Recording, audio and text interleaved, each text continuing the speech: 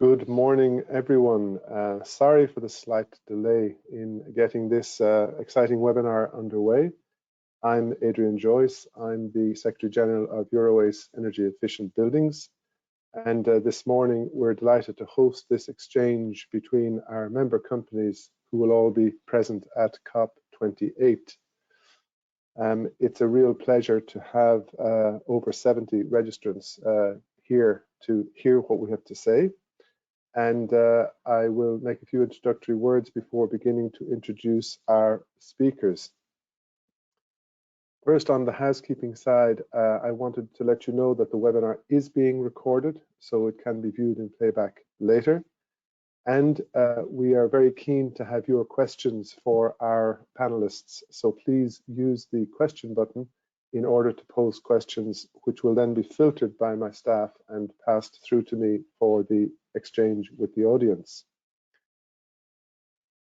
Our timing for this webinar could not be better, in my view, because yesterday the United Nations published its latest emissions gap report, and I'm afraid that the results of the report, as many of you will know, is not encouraging.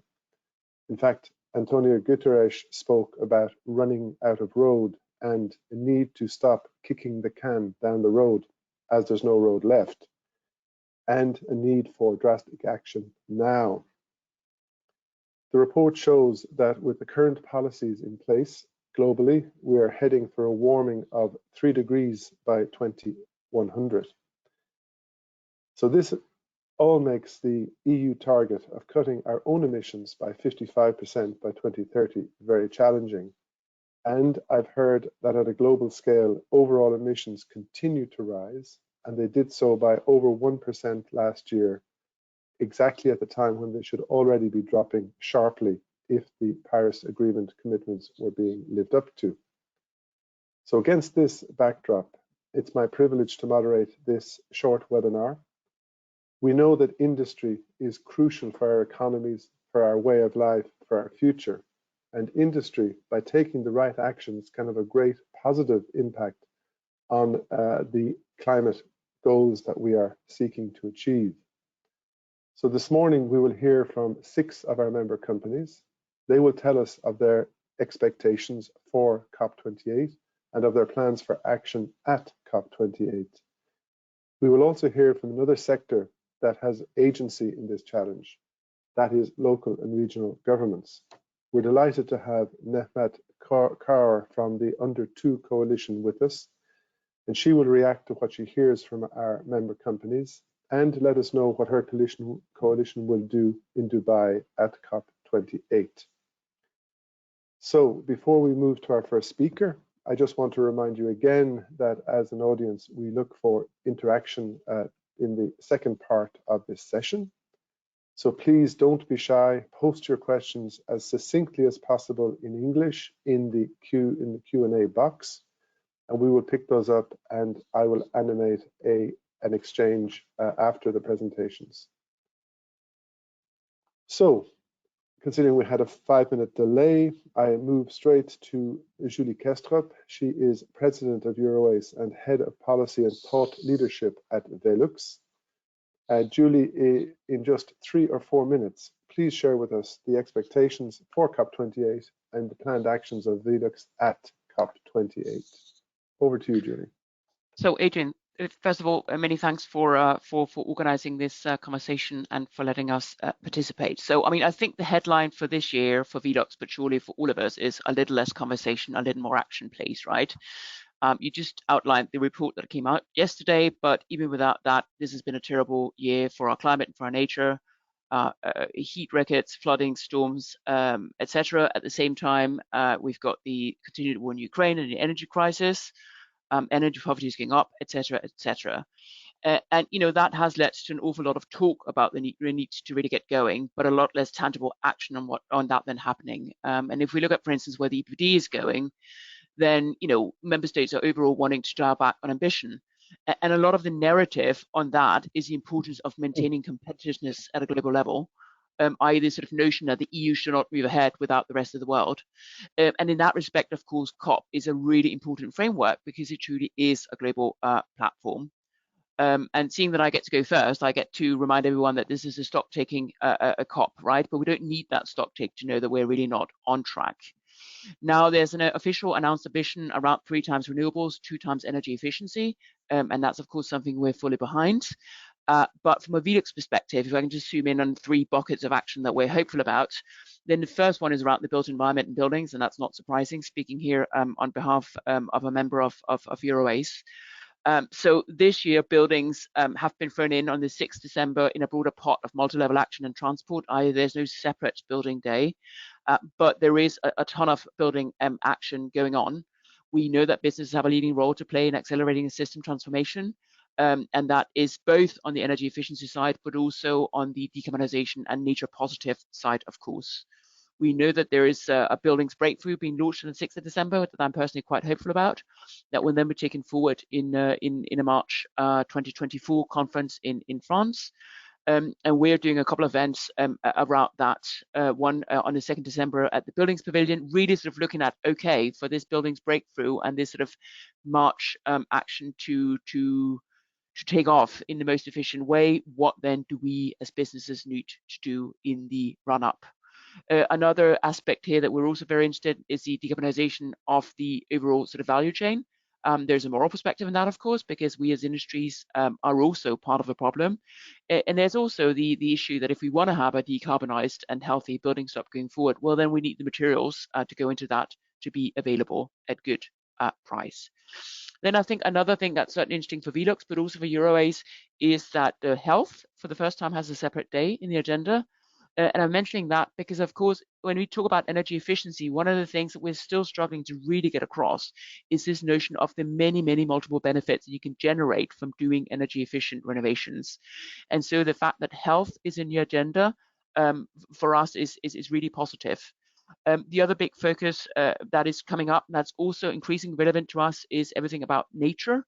And then that we're specifically doing an event with WWF to talk about our forest partnerships. That's one step removed, of course, from energy efficiency, but again, it's about making sure that we keep the world intact, that we then also need to live in and to build our business on.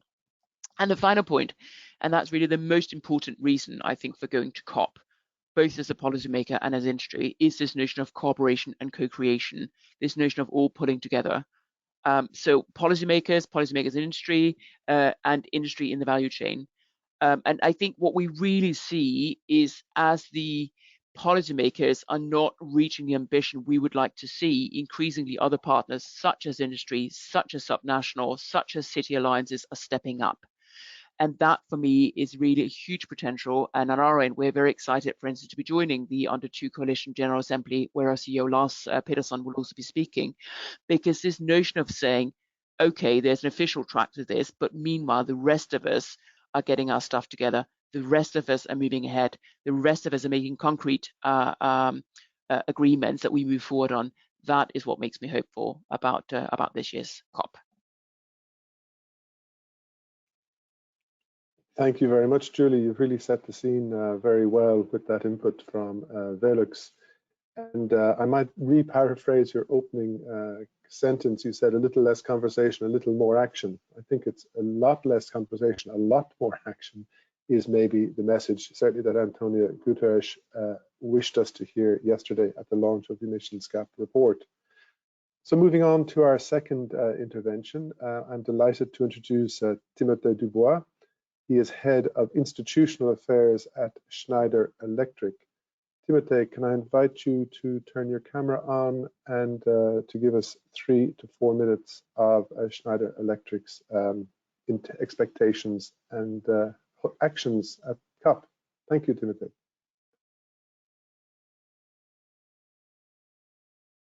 So we cannot hear you.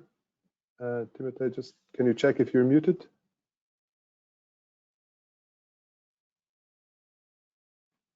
Hang on.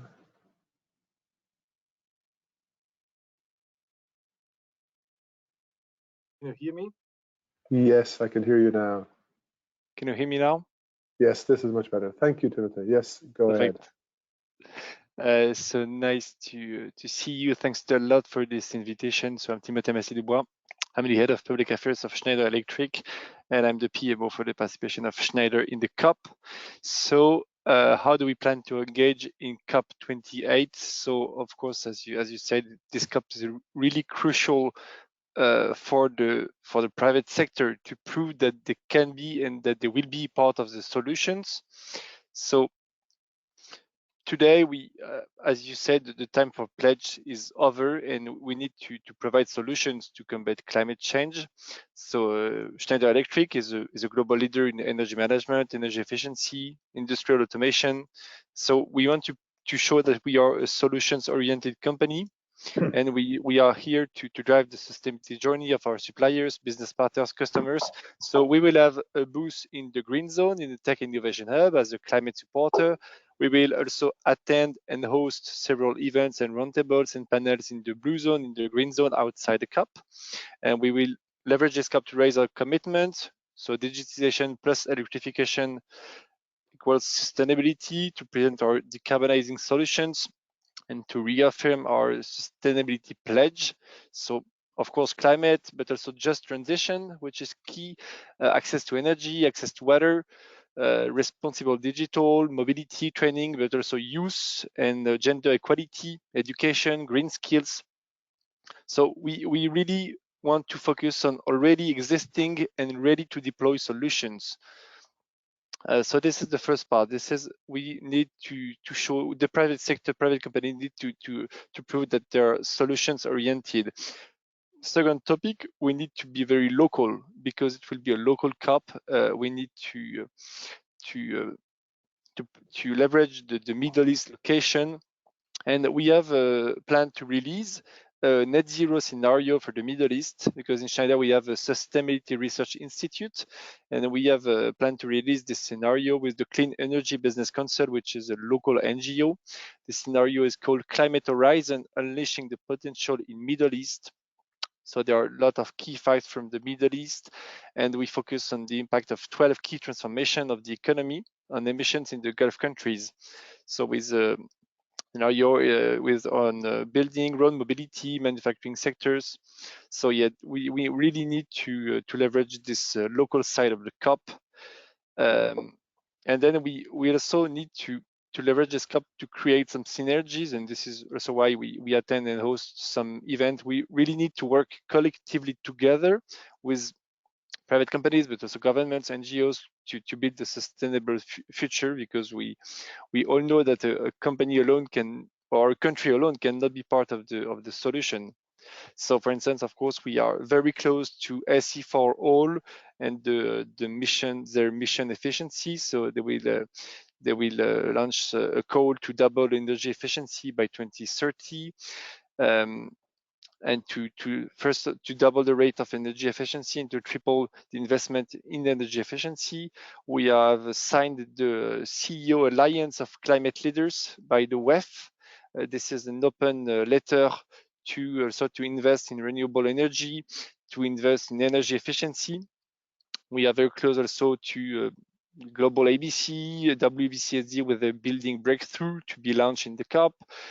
We want to promote the Versailles Statement by IEA, the IRENA, Triple Up, Double Down with the Global Renewables Alliance. So this is really a way to leverage the synergy, to create some new synergies between the public, private, NGOs, and all the stakeholders in the COP.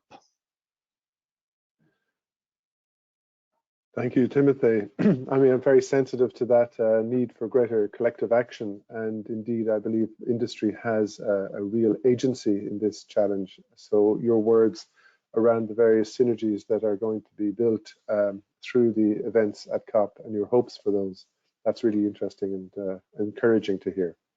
Thank you, Timothy. We'll come back later during the Q&A for further details. Now it's my pleasure to introduce Andrea Voigt, Head of Global Public Affairs at Danfoss Climate Solutions. Andrea, if I can invite you to turn your camera and microphone on to give us 3 or 4 minutes on Danfoss expectations and actions at the COP. Thank you, Andrea. Yeah, thank you very much, Adrian. I hope you can hear me, and sorry for the technical difficulties earlier. So my name is Andrea Vogt, and I'm working for Danfoss. As Adrian was just saying, Danfoss is a global technology leader in energy efficiency technologies, and obviously the COP28 is very important for us, especially as for this year, cooling has a very specific focus on the COP. It's the very first time that this happens, that there is a thematic focus on cooling, which takes place at the same day as the Energy Transition Day. And for Danfoss Climate Solutions, which is the business segment for which I'm working, of course, cooling is a very important factor. And that brings me, first of all, to the events that we are organizing ourselves at the COP. We will have 5 side events that we organize ourselves. 3 of them together with the Montreal Protocol Pavilion, at the Montreal Protocol Pavilion with the Montreal Protocol community, which will be about district cooling as a concrete solution to address the expected increasing energy demand and electricity demand for cooling. District cooling being a very efficient solution to address that. The second one being about a sustainable cold chain, because as the world's population is growing, we will also need more food. We need food security. We need food safety. And the cold chain can make a major difference here in terms of health, of course, and in terms of providing food. On the other hand, the cold chain also needs to be sustainable, because otherwise building up a cold chain may backfire in terms of emissions. So the second side event will focus on solutions for a sustainable cold chain. And the third one at the Montreal Protocol Pavilion will be about decarbonizing industry and looking specifically at 3 steps on how this can be achieved. One being the energy efficiency, obviously, so reducing energy demand in the first place. The second one being recovering excess heat, recovering waste heat. So that's also tapping into the synergies with cooling, obviously. And the third one is switching to renewables, because cooling equipment is typically powered by electricity, and of course that electricity should be decarbonized in order to decarbonize cooling as well. And on top of that, we will have 2 more side events at the Danish pavilion, because Danfoss is a Danish company, one being on decarbonizing supply chain, and we will have a major announcement to make in that respect, which I cannot make right now because it's not official yet. And the second one being about energy efficiency 2.0, which means that we should take a broader look at energy efficiency, not just look, for example, at the energy efficiency of a product in itself, but more at energy efficiency from a systemic perspective, including very importantly also demand side flexibility, storage solutions, etc., because all of that will of course be more and more necessary as we move to more renewables in the energy system. Also, as Timothée was saying, we will also leverage the fact that we are in the Middle East in that respect, and organize a field trip on the 7th of December, where we will take interested stakeholders together with the Cool Coalition, which is a major alliance of stakeholders in the cooling space between governments, industry, and NGOs and academia, to a geothermal district cooling plant in Masdar City in Abu Dhabi, which is really very special and very innovative in its way. So we do this together with Tabreed, a leading utility in the region. We will then take the stakeholders to a district cooling plant in the center of Dubai downtown, and we will have them visit the dry docks to see electrification in action. And finally, a very important, as I was saying, cooling is a thematic focus. So that's going to be on the 5th of December. And at that day, we will also see the launch of a global cooling pledge. I know you were saying enough pledges, more action. But this global cooling pledge is going to be very special in the sense that it will really federate governments from around the world to take very targeted, specific action to promote and push sustainable cooling, which is very important, as the demand both for space cooling and also for cold chain is going to increase quite significantly over the coming decades. The good news is that, and this is going to be the second big announcement at that day, that the global stocktake report will be presented, including global stocktake on cooling. And that will show in a nutshell that cooling can be decarbonized. We can reach near zero cooling, and it will showcase solutions on how this can be achieved. Thank you. Adrian, thank you very much. You've clearly demonstrated the complexity of COP28 and the number of events that will be occurring across the various sites, and encouraging to hear that the global cooling pledge will come on board, because indeed with global warming, cooling is going to become a bigger issue as we move forward. Moving on to the fourth of our 6 interventions, I'm delighted to invite Clémence Artaud, Director of Government Affairs and Public Policy, EMEA, at Autodesk, to, yes, you've done it, camera on, take the floor. Clémence, 3 to 4 minutes. Thank you, Adrian. Hi, everyone. So I'm the Director of Government Affairs and Public Policy for Autodesk in Europe. And maybe a few words about Autodesk. We are a provider of technology to build more efficiently and, of course, more sustainably.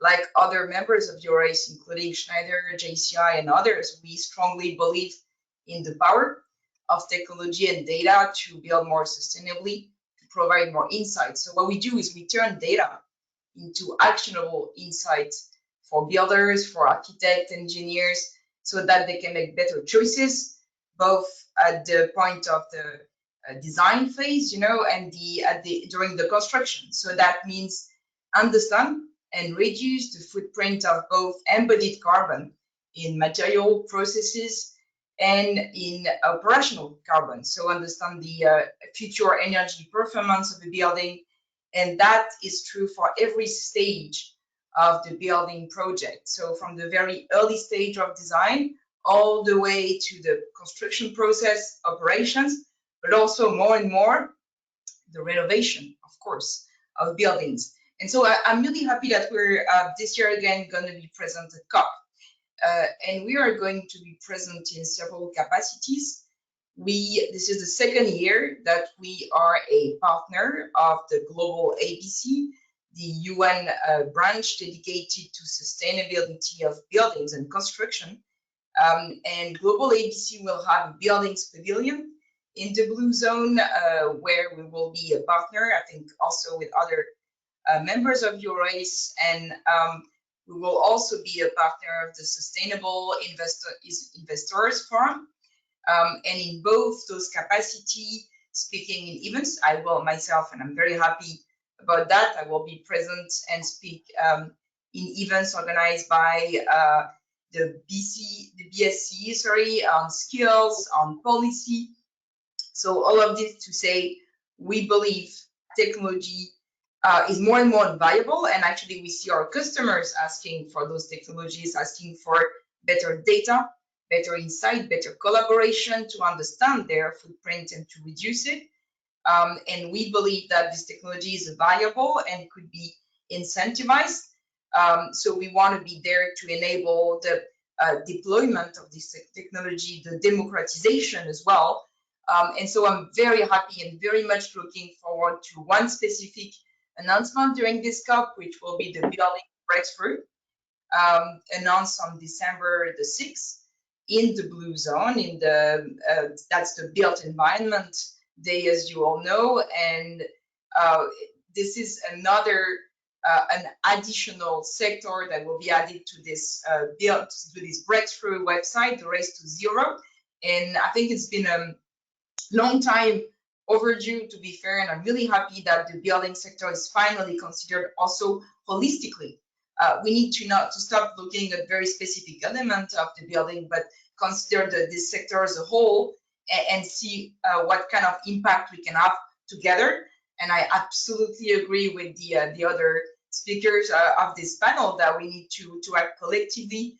Autodesk is collaborating with its customers, with its partners, with the policymakers, of course, the think tank, to make sure that we can do the things we can do as a company, as a private company, to help serving better, answering the needs of our customers, and together reach those very ambitious goals. Thank you very much. Thank you, Clémence. You were short. That's always welcome in a big panel like this. But you also brought the whole life carbon perspective to the discussion, and maybe the first speaker to specifically state that the building sector has a role to play in a very holistic manner, that we touch on many aspects of the quality of life of our societies across the world. So yes, good luck with the declaration on the 6th of December. Yeah, you're going to have an exciting time, I can tell. So moving on to our second last company, I'm delighted to invite Christina van Westernhage, Director of Government Relations Europe at Johnson Controls, to take the floor. Christina, 3 or 4 minutes. Thank you very much, Adrian, for inviting me to speak at this panel here. Johnson Controls is a buildings company. What we do as a company is we transform static buildings in smart and healthy spaces, and that we do for over 130 years as a now publicly listed company with a team of around 100,000 team members around the globe. And last year we had a market capitalization of almost 27 billion. So really just to give you the picture that we are a large company, a global player, and accountable to our shareholders on the market. And that also very much determines what we do at COP. COP is this year very critical, as it was said before. And as we see that we are about to miss the climate targets, the Paris targets by 2030, and we are then just 20 years away from the overall targets of 2050, we also need to take account that the UN has predicted the world population by 2050 is 9.7 billion. And along with that, by 2050, it's estimated that there will be another 1.6 billion new buildings built to house the people of the global world population. And that determines very much our engagement at COP. So we are hosting our own event at COP. It's a very important space this year for us. So on December 1st, at the Museum of the Future, we are hosting from 4 to 6 in the afternoon, we are hosting an event where we will also present the Forrester study that will unleash the smart building strategy with the power of facilities data. So as Clémence said before, data is a very important topic for us as we are in the smart building business. And so that will be our own event. Our global CEO, George Oliver, will be at the event, and also our Chief Sustainability and External Relations Officer, Katie McGinty, who's my boss. So it will be a very important event for us to take part. But smart buildings are really just one theme that is important for us. We partner with a wide variety of other organizations. The event that we host ourselves is also supported by the World Green Buildings Council and the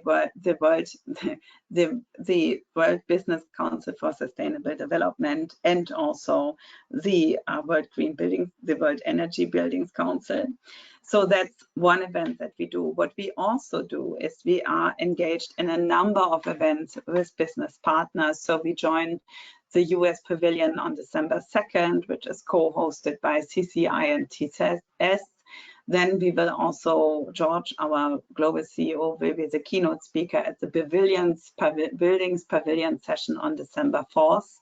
We participate in almost all events that are hosted by the World Business Council for Sustainable Development, as they are focused on buildings. And that also includes a market transformation workshop on December 4th.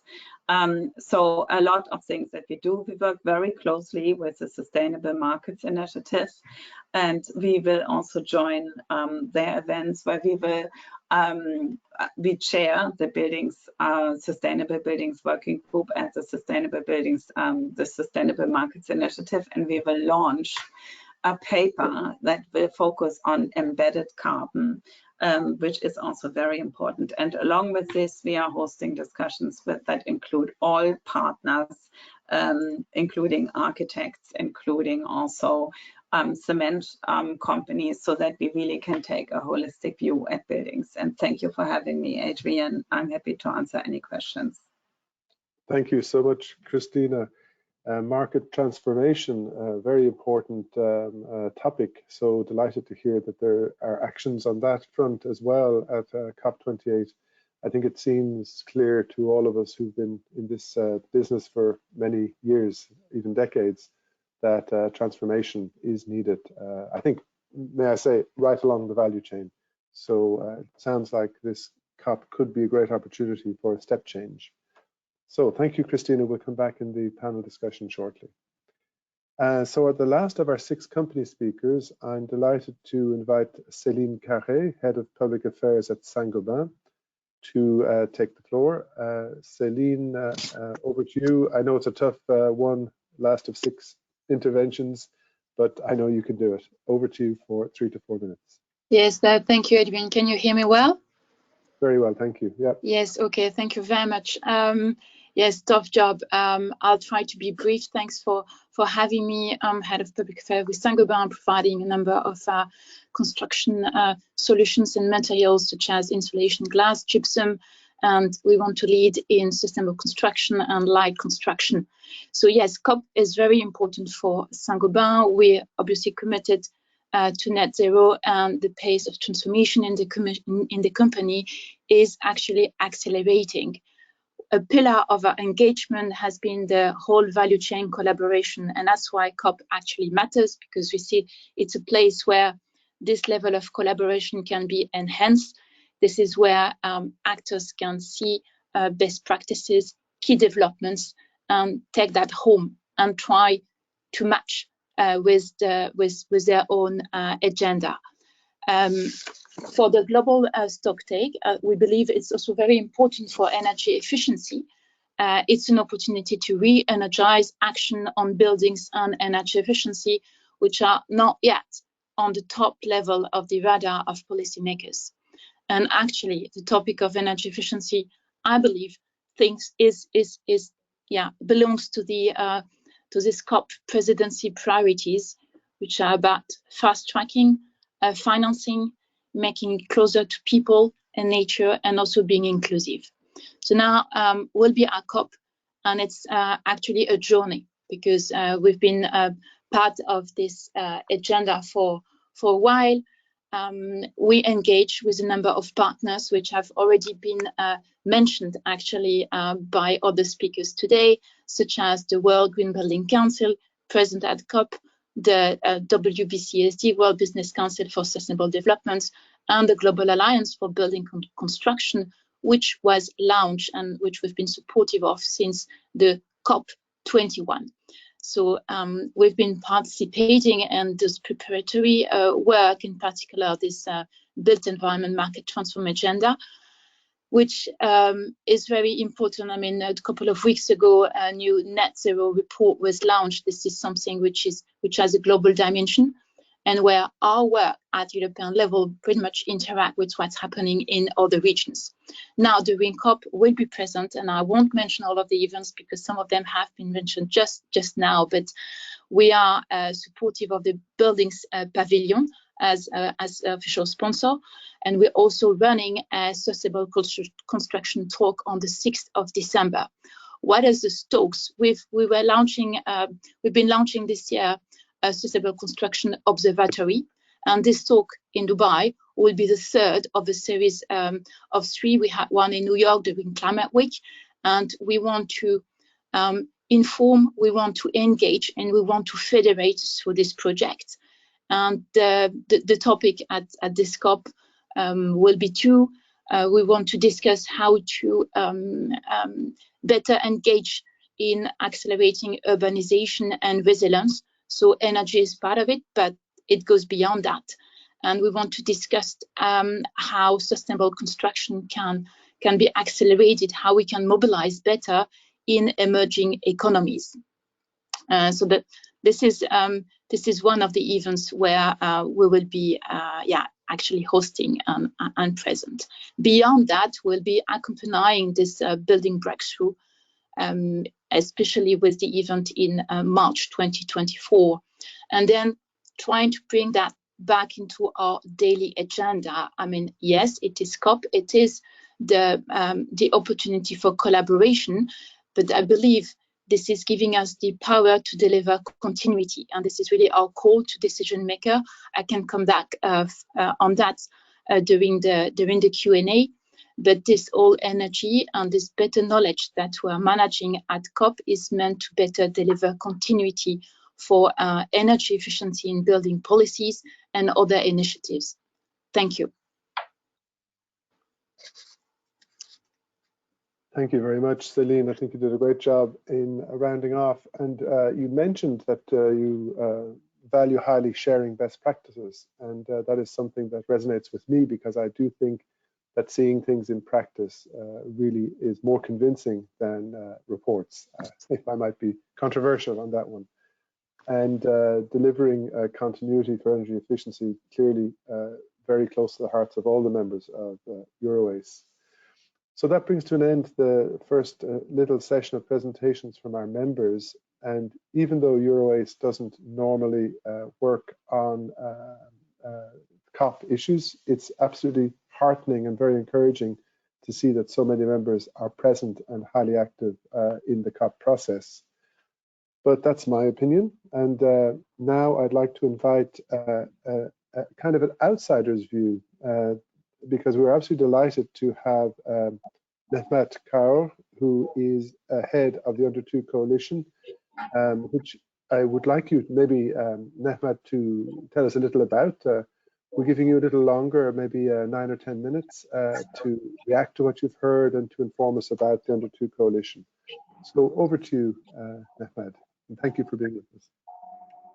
Thank you, Adrian, and thank you for having me. It's been really helpful and, to be honest, inspiring to hear thoughts and expectations from leading members of the industry. You know, you read the news, you read the emissions gap report, and it's easy to get disillusioned as you go into COP. But I come to it with a renewed sense of optimism, having heard from the members of EuroACE. So thank you for having me today, and also congratulate you know, sort of all of you for taking this leadership role to push the built environment energy efficiency agenda forward at COP. Just before I kind of react to some of what has been said, I'd like to introduce myself and my work at Climate Group.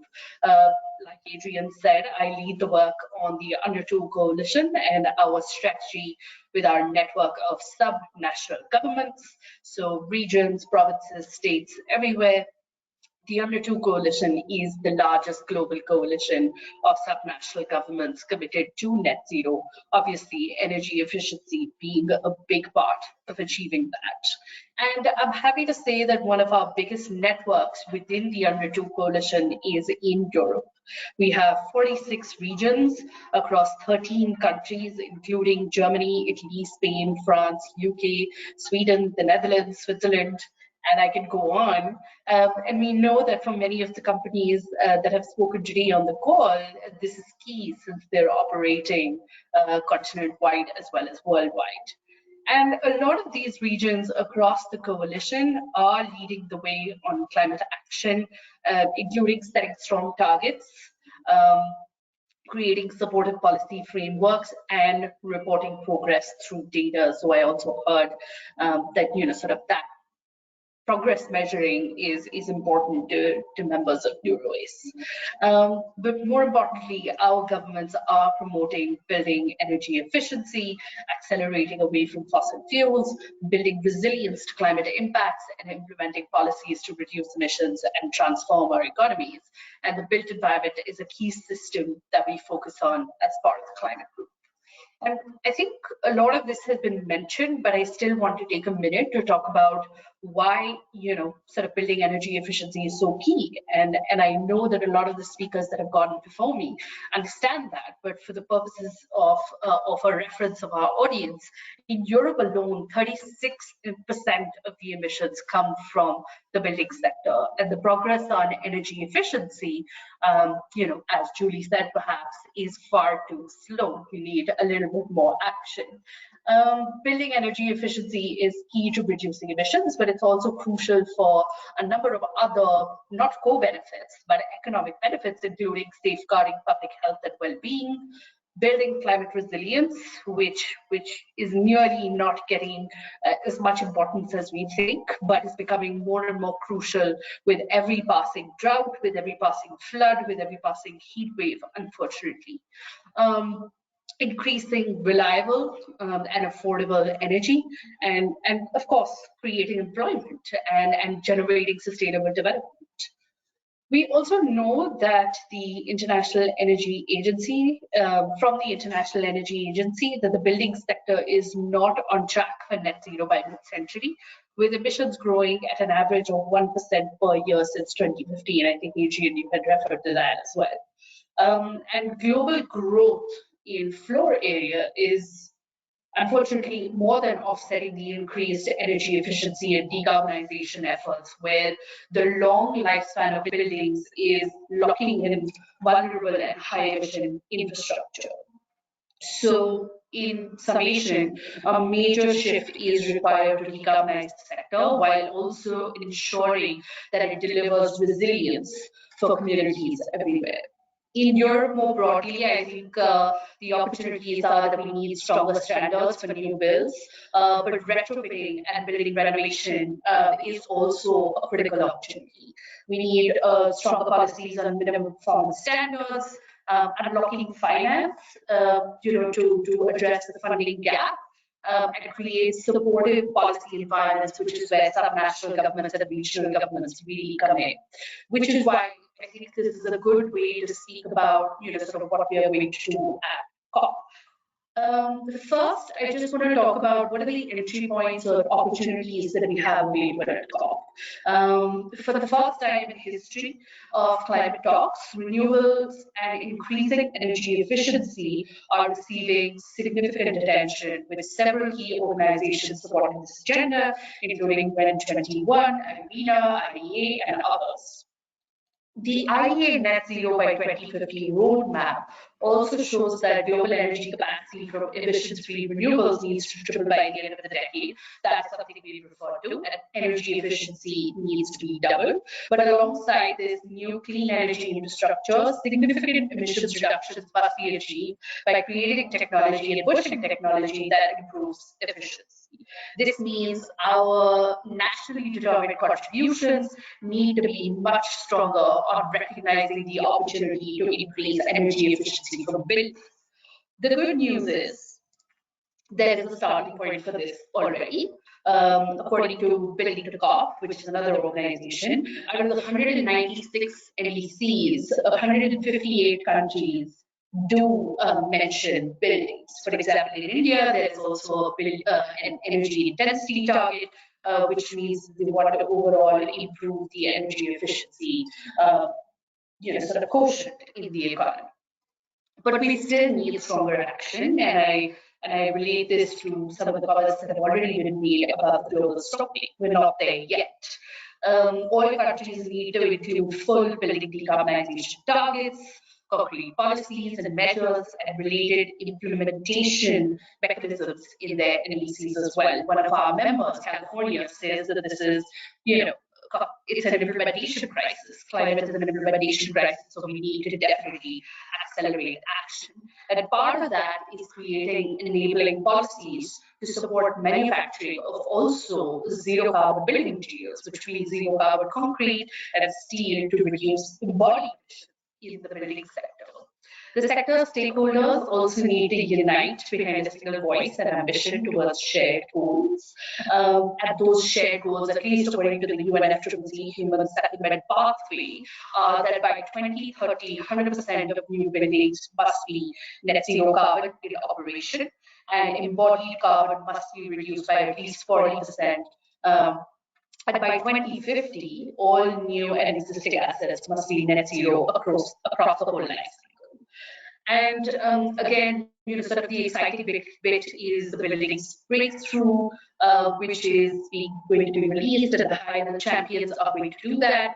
Net zero emission and resilient buildings become the new normal by 2030, and that's what the building breakthrough target is also targeting. The building breakthrough is co-led by France, the Kingdom of Morocco, under the umbrella of the Global Alliance for Buildings and Construction, and that's an important entry point in pushing this message and accelerating this agenda.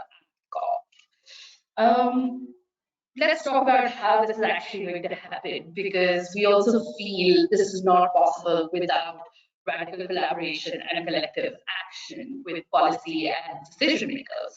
Which is why at COP, Climate Group is hosting our 8th annual Under2 Coalition General Assembly, and for the first time inviting members of the industry, companies, business leaders to join this General Assembly to engage in this collaboration and partnership with subnational governments. Our focus will be to convene these decision makers, to connect, support them to engage meaningfully on shared challenges, discuss opportunities for collaboration, and more than ever, move from commitment to action. And we hope that for the first time in the history of COP, local leaders will receive funding, authority, support from subnational governments to deliver results. I also want to talk about the fact that, sort of COP is a key moment that galvanizes collaboration and galvanizes action. But we also all put the sum total of our expectations from this one moment. But I think it's important to understand that this could be a good starting point and lay the foundation for what comes after COP. And in that spirit, I think it's also important to mention that we will also be pursuing this agenda in a big way in the follow-up to COP. We will continue these conversations, particularly in Europe, through our new EP100 initiative for renovation revolution, which will support sort of greater degree of energy efficiency in building renovations and creating supportive policies in EU to unlock this great opportunity. So I'll end here and hope that this has been helpful, and I'm really glad that I will see a lot of the industry leaders at COP, because I think this is absolutely crucial. Mehmet, that was very informative indeed. I think it's the first time I've heard so extensively about the work of the Under2 Coalition. And indeed, to hear you, I think you were the first to mention the need for funding to flow to subnational governments to enable them to take the actions, because as I understand, they're all fully committed to achieving a net zero economy for their region and a better quality of life for their citizens, because you spoke quite a lot about the fair and just transition and affordability. So now I'm going to do what may prove to be difficult to animate an exchange between the panel and Mehmet. So could everyone turn on their cameras and microphones, I guess, and we will start by, I will allow reactions to what Mehmet has said or questions to her from our industry speakers, and remind you that she has said that they place high value on this relationship between industry and subnational governments. In my introductory words, I kind of styled industry and those subnational governments as the agents for change moving forward. Am I right? Does someone want to come in? Let's use the old-fashioned way. Just put your hand up in front of the camera if you'd like to be the first to react or to ask a question. and indeed to try and animate a discussion between you. Also, you can pose a question to a company representative. So who'll break the ice? Mehmed, well, great. I can break the ice, Adrian, because I feel very passionately about the remark that you've made that sort of unlocking action will come from sort of great collaboration between subnational governments as well as industry. Particularly, I also feel that sort of a lot of the burden of target setting and that enabling those policies is lying with the national governments. But I feel like we need an all of society approach, which means every particular stakeholder needs to play their part. It's helpful that subnational governments do hold jurisdictional powers and actually developing policies to enable greater building energy efficiency in the built environment, which sort of works well in working with the private sector and industry stakeholders hand in hand to help decarbonize the building sector. So I actually really agree with that and fully support that collaboration. So I saw Andrea first and then Julie. So Andrea. Yeah, I can maybe, do you hear me? Yes, perfectly. Yeah, okay. I can maybe just with the very concrete example of cooling come back to what was just said and the importance of cooperating also between industry and governments and also subnational governments. The cooling pledge, if I take that example, is really driven by a broad alliance, which also included or includes industry players, industry stakeholders, and it is meant to show to governments what is possible if industry is also behind it, that technologies are available, that actually on the example of cooling, it's possible to go to near zero emissions cooling, but that on the other hand, if the technology is available, we also need the framework conditions to be able to deploy those technologies. And that's not always the case. And that's where such a pledge, for example, can come in, where governments can make those commitments and say, okay, I understand technologies are available, it's difficult to scale them, so let's put in place X, Y, Z measures, and then we work hand in hand between public and private sector to make this happen. And I think it is, we always hear very negative messages, of course. Currently, there is not so much positive in the public space between wars and climate change and etc. But I think there is also reason to be cautiously optimistic, because the optimistic side of things is also to say that we have the solutions to make this happen. What we need is finance, is the right framework, are the right policy drivers, is awareness, and events such as COP, even if a lot of it is talk, I agree, but sometimes talk is also part of the journey. So bringing all of this together, I think we can also come with a positive message and say, okay, this can happen, we can get there. It's a matter of willingness. Very encouraging words, Andrea. Julie, your thoughts? Yeah, no, so I think it's true that it's very important to remain positive and optimistic, and I think we are. But I also think it's very frustrating that one of the key messages that we've been talking about for many, many years in the energy efficiency industry is that we do have the solutions, right?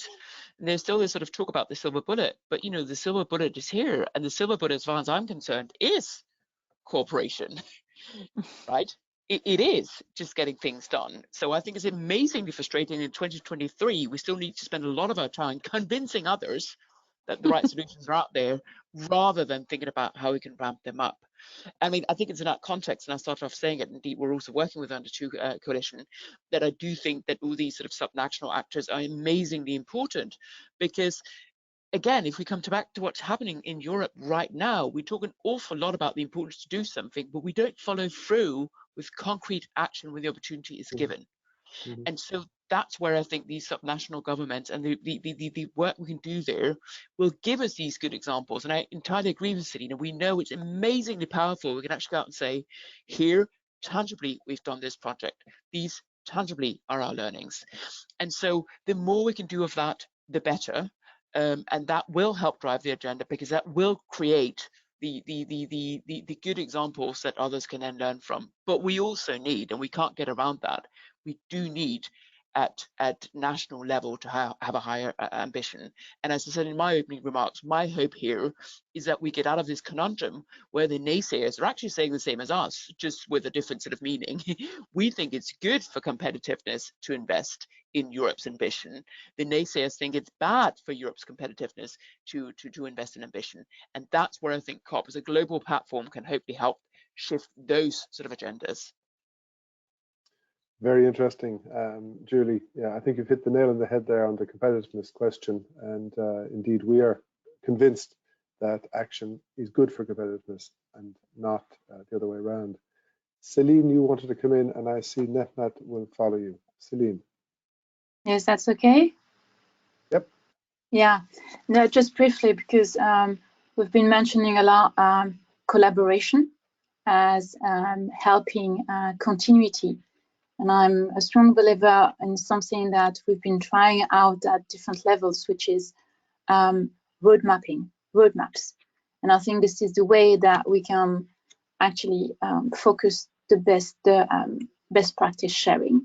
It has happened, but maybe not to the scale it needs to be in various formats, on the energy efficiency field and also on the whole life carbon.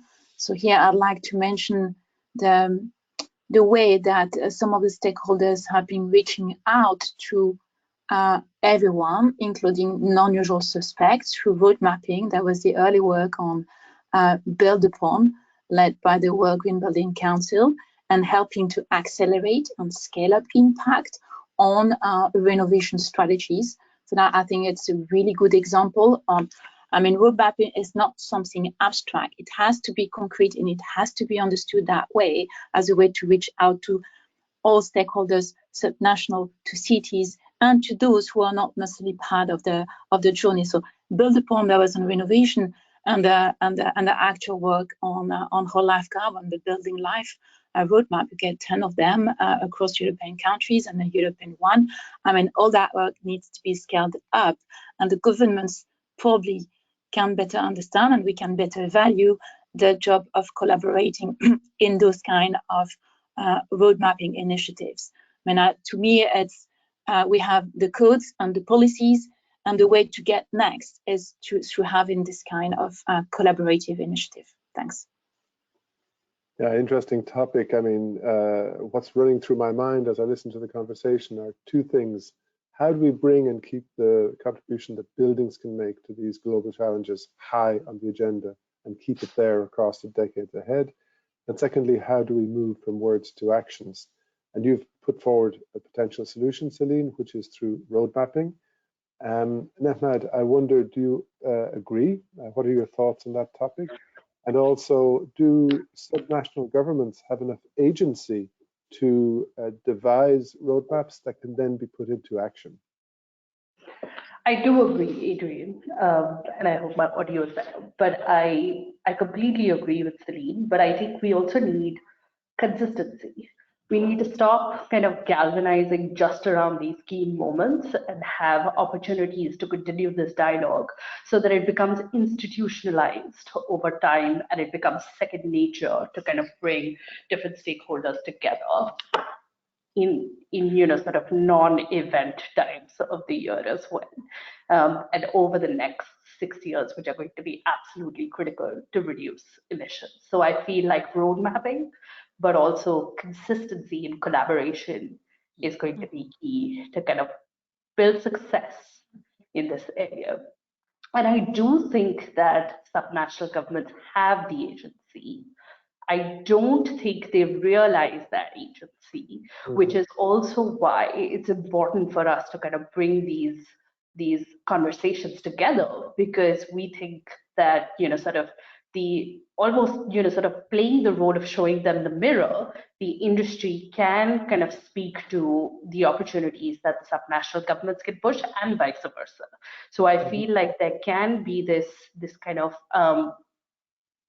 duality and pushing the message to each other to create competitive collaboration, collaborative competition, and sort of move the market towards greater energy efficiency. So consistency and agency, but not fully realized agency. Yeah, that's interesting. I realize that Timothée, Christina, and Clemence have not asked for the floor, so I'm going to put forward a thought that tries to link this together that maybe you can answer. If you're building a roadmap, you need to build it on great data. And I wonder if you, as data collectors and users, could say how best we can aggregate data and then share it with policymakers and other stakeholders to build reliable roadmaps moving forward. I mean, it's a speculation on my part, but I guess you are repositories of data that could be anonymized and then used by planners and policymakers to put forward fresh approaches, maybe for the built environment. I don't know, Clemence, would you like to maybe challenge me on that? Love to, Adrian. That's a great question. Thank you. The first thing I want to say, just before we get to the data, the roadmap part was interesting too, because you might have heard that beyond the COP announcement on the buildings breakthrough, France is hosting or will host in March a global summit on building. And what's interesting with it is the first time, according to the French government, that the ministers of construction from all the countries willing to send their minister will be gathered in Paris. Construction or buildings are, from a policy standpoint, it's very hard to tackle when you're a policy expert, because they are between economy and environment and products. It's very industry. It's a difficult one. So when there is a minister of construction, it's very interesting to again have this holistic approach of buildings, and that's the way to proceed. And I'm very glad to say that when exchanging with with people, different government, they say they are keen to have the digital part of this roadmap, and I'm really happy because, as you say, data is going to be key. And a very basic thing to say is that if you want to measure something, you need to have the data. And if you want to change something, you need to measure it. To measure it, you need data. How do we get the data? First of all, in our field, which is construction and design, it's very striking that roughly 90 to 95% of the data generated during the construction project is purely and simply lost.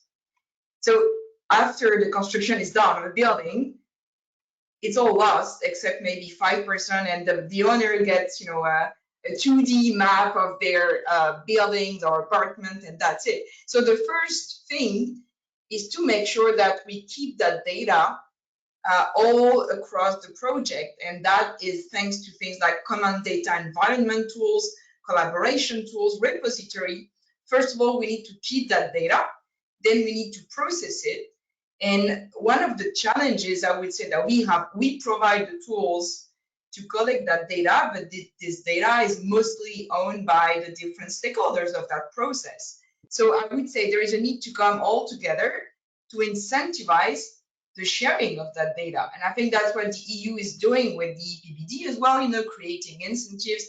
Now, I understand it raises questions of data ownership, and that is a question we need to solve as an industry. But at least before talking of how to use that data, we need to make sure there is the data and it is gathered and kept. So I'm going to stop there to let the other companies comment, but yeah, that would be my answer.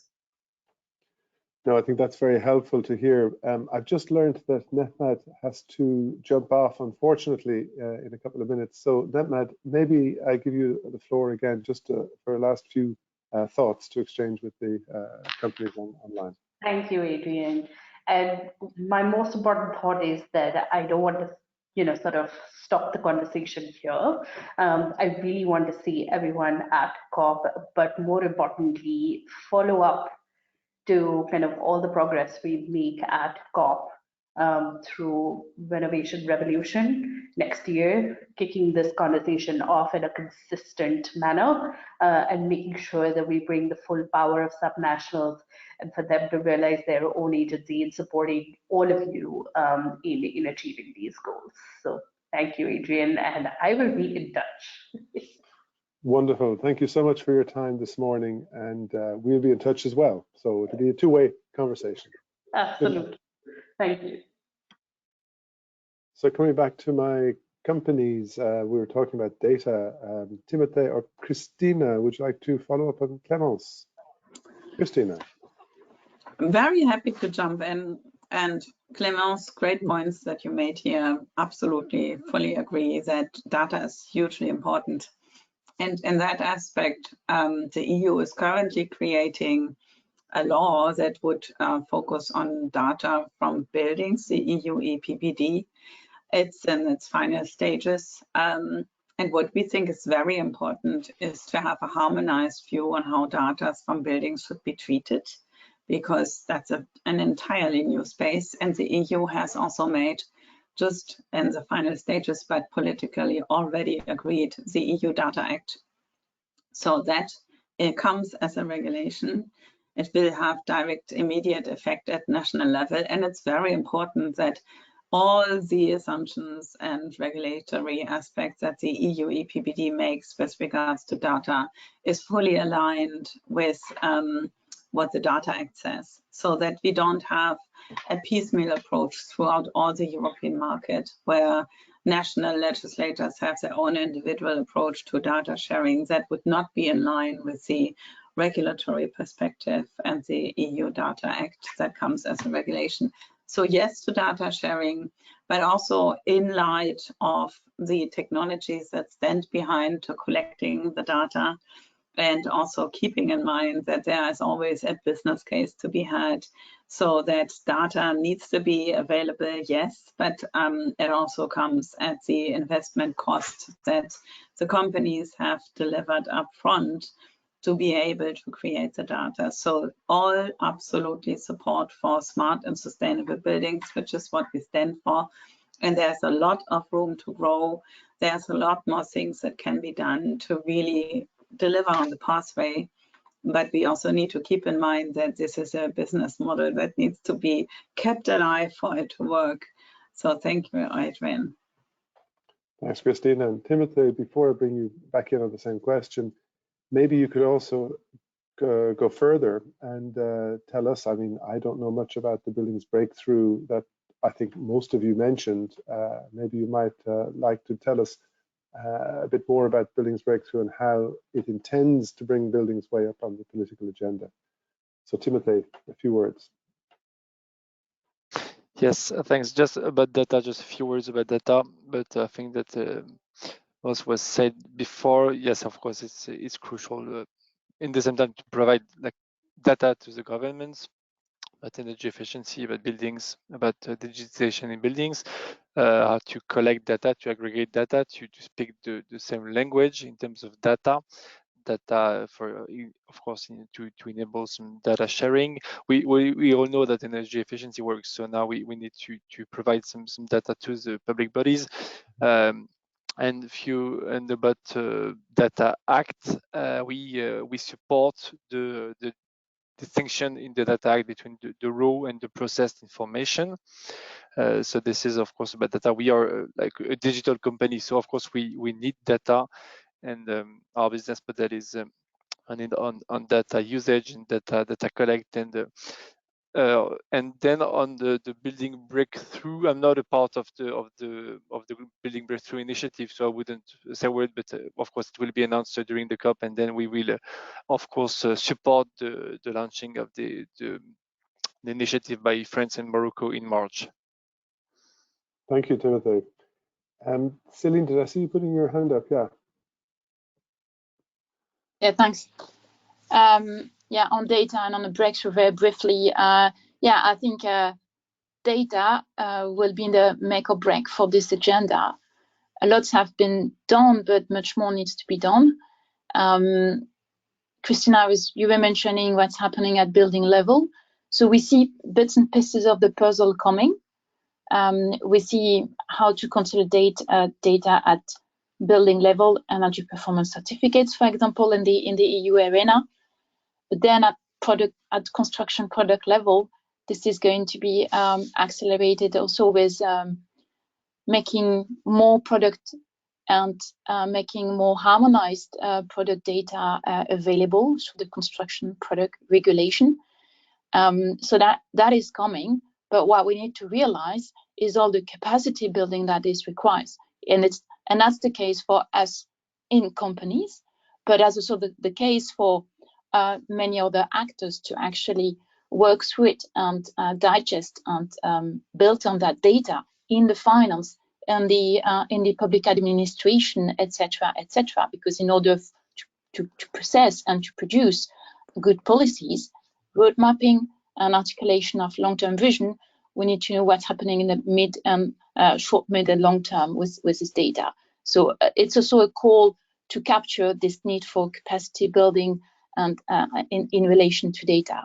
And maybe very quickly on the buildings breakthrough, I think this agenda is very important. It started over a year ago, and the idea is to put a near zero emission and resilient building as a new normal, and that is by 2030, and that will influence initiatives, policies, and building codes throughout the world. So the follow-up to this initiative would be very important. Governments are very much involved as well. I think over 50 or 55 have already signed up to that, maybe more at this stage. Please don't quote me, but I think this is in the making, and this is something where we can really elevate what is already there, and we can learn from what's happening elsewhere from Europe. Yeah. Great, thank you, Celine. Julie, you've asked for the floor. Yes, I wanted to be a little bit polemic here and ask, is more data really what we need? I mean, of course we need certain kinds of data, but we've got lots of data. You're just referring to a report that came out yesterday. We know exactly where the world is going. We know exactly what we haven't done. We know exactly what solutions are out there. And I feel like we're burying ourselves, and I'm talking about amongst friends here, in roadmaps and capacity building and data building codes. I mean, these are not words that sound sexy or interesting to the population at large. And sort of wondering, one of our big issues here with the building stock, we know that because we've worked with it for years, is it has a disproportionate amount of impact on our overall sort of climate. But it doesn't take up the space it should. And I bet you when we're now seeing reports from COP in our national media or in European or international media, buildings are not going to take up an amount of the conversation that's in any way reflective of the overall size in the economy. So, how can we also overcome that? Because here we are sat amongst, geeks, and I say that in friendly words because I consider myself one of them. But, how can we connect this really, let's be frank, quite dry conversation to the things that actually move the politicians out there? And, I think while on the one hand, finance is very important and capacity building is very important and roadmaps are very important and data is also very important, we're also, with our, talk about all this, sort of saying to the people out there who might be interested in taking this topic forward, this is going to be very complicated. No, really, it's going to be very complicated. It's very important, but it's also very complicated. We're not, I think, very good at formulating a way forward that actually makes sense to a person who's not already an expert in our field. Anyway, I just want to throw that out there to sort of crank the conversation up a gear.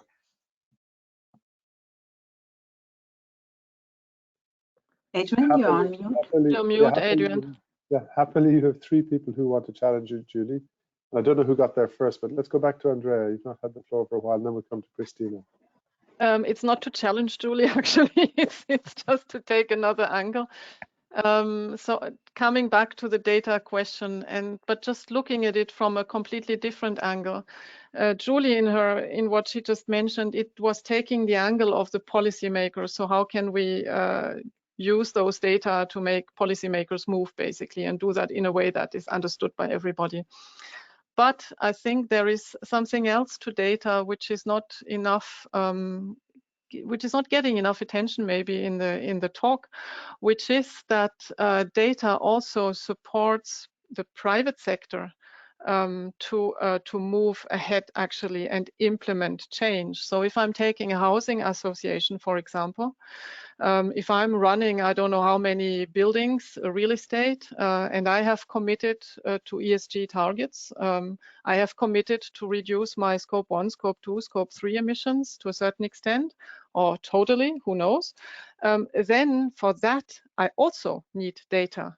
And if I have solutions that I put in place in my housing estate, which on the one hand side achieve energy savings and on the other hand side also provide the data to make that point and to prove that point, that's a very strong driver actually to move forward. And that driver may then also perhaps, hopefully, influence policymakers also, because they will see change happen in the field. So it's about creating this sort of circle, if I can say so, which is driven by the market on the one hand side, driven by the policymakers on the other hand side, and where the two should at one point meet each other in the middle. And their data is totally crucial, make or break, as Celine was saying. Very interesting perspective, Andrea. Christina. Thank you, Adrian. Really, on the aspect of data, and that's also really important for the other aspects that are important to decarbonizing buildings, which is what we are talking about here, is the value chain aspect, and also looking at embedded carbon or embodied carbon, as some say, of buildings. And what the cross-cutting theme for collecting data, for checking on ESG, for also moving not only policymakers or general building owners, but really also adding value and comparability to stock market investors is really how do we find a common metric to define what decarbonized buildings should look like, how the embodied carbon in the building's value chain should be measured, what do we base our assumptions on. Just having the data is one piece of the assumption, and it's very important. But then also we need to be able to compare the data adequately so that we really can measure substantive change. And that this discussion is very difficult to have. We see currently with all the developments that we have with regards to the energy performance of buildings directive. So one aspect is definitely that we need common standards and common measurement criteria to be able to compare what we have on the table. Then also to bring back the message that the technology is there. The question is really just how can it be deployed into the market? And the current discussion we see about data is, yeah, it's very critical and it's brought to the customer. And then we also need to see how it can be further vitalized and further used. And we had really good points here from Clémence on what do we need to keep as data and how can the data be shared throughout the cycle. But then the third point for us would really also be, what do you base the measurement criteria on? If you have a very high level that you compare the data to, a lot can get lost in translation. So the question is really, how can we define and agree on common standards so that we can effectively compare the data and also bring the ESG commitments of any kind of owner, be it private, be it public, be it an organization, be it a shareholder, participant, to life. So that's what we think is really important, that we have a common denominator that we talk about. Thank you, Christina. Celine, just before I let you in, just to say that we've had a few questions in from the audience that I've been using as inspiration for my moderation of this exchange. And there's one that I really want to bring in before the end of the conversation. It was written as follows, but I want to just build on it. It says, what country government in the world incentivizes building renovations the most today and in the next 5 years? But what I would like to build on is, do you as participants really working hard towards COP28 see the EU region as a leader, an EU industry as a leader, a thought leader for the COP process? And if yes, what narrative can we use to make that emerge during the 2-week period of the COP28? So maybe to move away a bit from the data discussion, we could keep going there, but and bring it to this more higher level question that has come in from the audience, as I say. And Celine, you can be the first to kick off, as you had asked for the floor. Okay. I'll be brief still. Just to conclude on the previous point, lack of data, never a proxy for lack of political commitment. But it's through data that we will be finance in, and when finance is in, then the policymakers are more confident going and giving their commitments. So that's the trick now on the global leadership. Yes, definitely. I mean, I'm triggered by this global agenda, and that the EU has made it clear that we want to push for doubling the rate of energy efficiency and tripling, I think, renewables. My question is, how can we together make this agenda really take some concrete shape? So we're fully behind. The question is rather how, when, with whom is that agenda being made concrete? So the global leadership is there, and I think it fits well with current preoccupation at EU level, with the competitiveness, with the role of industry, and also with economic sovereignty. So with that, I think we have some beautiful narrative to be taken away by our EU leaders and climate by climate diplomacy. But I'm still a bit in the blue regarding where that will lead. Happy to explore. Thanks. Thank you, Celine. Any other reactions from member companies? Christina. Yeah, thank you. I think one important aspect is really the partnership element. What we have seen in the preparation for COP, it's perhaps also due to the nature of our engagement, but global actors are so important. The World Business Council for Sustainable Development, look at the many events they put at the table. Then we also had the fantastic speaker here today, very important global organization. We have been working with the Sustainable Markets Initiative, where we have built the Sustainable Buildings Task Force, and that was initiated by King Charles when he was still Prince Charles.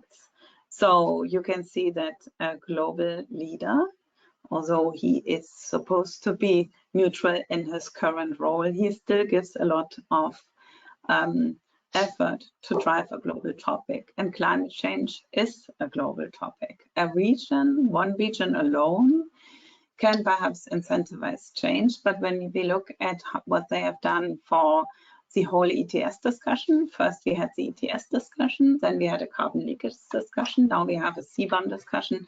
Does that really help Europe alone as a region? The question is really, this is a global problem, and it really needs global actors to all agree and to find a common solution. Reactions, Julie. I think that's true, but I'd also like to be a little bit precise and answer the question, which is, do we think that Europe is still leading the way? And I think the answer to that is Europe can still lead the way, but I think this COP is also the opportunity to show that, right? Because what we've seen over the last years is that other regions have really sort of joined the fight in their own ways, and that's actually really positive. I mean, both for the global role, but also for Europe, because it forces us to revisit our ambition and how that sits against what else is happening. So there is time for Europe to shine. There's time for Europe and their industries, including ours, to keep on leading the pack. But we also have to claim that field now. And of course, and that's Christina's point, take the rest of the world with us. And that's what we're hoping. And when many of us have talked about this process around the buildings breakthrough, and that is a good example of something that is also Europe-led, that will take place in a European and EU member state in March. And it's a really good opportunity for us to be very tangible around how that change will actually need to look. Okay, we're approaching the end of the allotted time, and I'm conscious that both Clémence and Timothée didn't get too much input in the exchange. maybe you'd like to come on and comment on what you've heard or introduce a new point. Timothy? I would, I cannot disagree, of course, of what was just said. I think that the most important is collaboration, partnership, not only like in the building sector, but like in all the different sectors, in all the different ecosystem. We really need to talk together, to talk the same language. So it is really important. It is what we want to focus in the COP, and this is why we have many panels, not only on buildings, not only on energy efficiency, but also on water, also on the decarbonization of shipping and maritime sector, but on circularity. So we really need to talk together and not to stay focused on the building side, but also on all the different fields of climate, of energy, demand side, supply side. We really need to talk together. Couldn't agree more. Clémence? Yeah, maybe a quick comment as we're at the end of this webinar. I just want to say, coming from a US company, and when I speak to my colleagues in the US, the answer is yes. Europe is seen as a leader. Honestly, we're seen as quite leading the way with the Green Deal. It has made a big impression on my US colleagues. Most of our impact team is based in the US, and they look at us with envy, honestly.